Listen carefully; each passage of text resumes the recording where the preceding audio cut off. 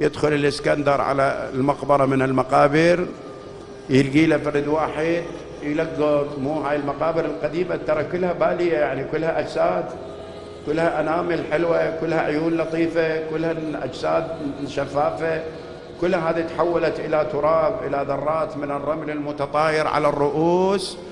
يجي يلقي له يدنق، قال لهم شو يسوي هذا؟ قالوا له فد واحد مجنون يخلص نهاره كله بالمقبرة. ودع علي قال له انت بك جنة؟ ما لقيت لك شغلة غير هاي؟ قال له والله ما بي من جنة، لكني انا ادخل كنت بالدنيا اشوف. مو هاي الناس اغلبها احنا عايشين وياها الموتى. مو انا يعجبني فرد بيت شعر حقيقة ما أخفيك، يعني أتمنى أن يكتب على قبري فرد يوم من الأيام، لأن به موعظة. يقول له كنا وإياكم نزور مقابرا، يخاطب صاحبه، يقول له كنا وإياكم نزور مقابرا فمتم وزرناكم وسوف نزار.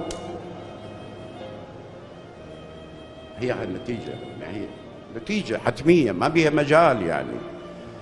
فقال له أنت بك جنة؟ قال له لا والله ما بي من جنة، لكن أنا كنت عايش ويا هذا المجتمع وأشوف ناس من يمشي بالشارع طافح والعياذ بالله، مو آدمي، مو آدمي. حتى الحيوان شوية عنده رحمة وهذا ما عنده رحمة، يمشي من جن متحول مثل ناب ومخلب، يعني ما يفسر الحياة غير ناب ومخلب، معدة وغريزة، يحصل دولار ويشبع غريزته وانتهى الموضوع، ما عنده إنسانية.